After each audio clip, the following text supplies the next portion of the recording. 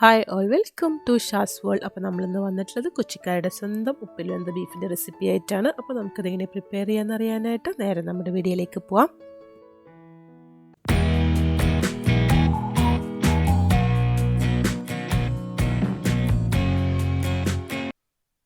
അപ്പോൾ ഞാനിപ്പോൾ ഒരു 1.5 കിലോ ബീഫ് എടുത്തിട്ടുണ്ട്. കുറച്ച് നെയ്യൊക്കെ ഉള്ള ബീഫ് എടുക്കുമ്പോഴാണ് കൂടുതൽ ടേസ്റ്റ് ഉണ്ടാവുക. ഇതിലേക്ക് നമ്മൾ ഒരു മസാലപ്പൊടികളും ആഡ് ചെയ്ത് കൊടുക്കണില്ല. അപ്പോൾ ഇതിലേക്ക് ഒരു കഷ്ണം ഇഞ്ചി ചതച്ചത്, ഒരു 5-6 പച്ചമുളക് രണ്ടായിട്ട് കട്ട് ചെയ്ത്, കുറച്ചധികം കറിവേപ്പില, ആവശ്യത്തിനുള്ള ഉപ്പ് എല്ലാം കൂടി ഇട്ടിട്ട് നല്ല പോലെ ഒന്ന് മിക്സ് ചെയ്തെടുക്കണം.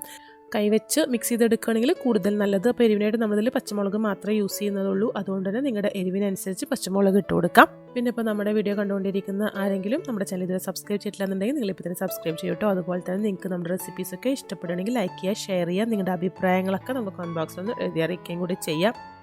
ഇനി നമുക്കിതിലേക്ക് 1 ടേബിൾ സ്പൂൺ വെളിച്ചെണ്ണ കൂടെ ഒഴിച്ചു കൊടുക്കാം. ഇത് വെളിച്ചെണ്ണ കേട്ടോ, തണുപ്പായതുകൊണ്ട് ഇച്ചിരി കട്ട പിടിച്ച പോലെ ഇരിക്കണമെന്നേ ഉള്ളൂ. നല്ല പോലെ ഒന്ന് മിക്സ് ചെയ്തെടുക്കാം. എന്നിട്ട് നമുക്കിത് കുക്കർ അടച്ചു വെച്ചിട്ട് ഈ ബീഫ് ഒന്ന് വെന്ത് വരുന്നത് വരെ കുക്ക് ചെയ്തെടുക്കണം. അപ്പോൾ ഓരോ ബീഫിനും ഓരോ വേവായിരിക്കും. അപ്പോൾ അതുകൊണ്ട് നിങ്ങളുടെ ബീഫിൻ്റെ വേവിനനുസരിച്ച് വേവിച്ചെടുക്കാം. ഞാനിപ്പോൾ ഒരു 5 വിസിൽ വരുന്നവരെ വേവിച്ചെടുത്തിട്ട് ഈ കുക്കറിൻ്റെ എയറൊക്കെ നല്ലപോലെ പോയതിനു ശേഷം ഒന്ന് തുറന്ന് നോക്കുകയാണ്. തുറക്കുമ്പോൾ തന്നെ നല്ലൊരു മണമാണ് കേട്ടോ.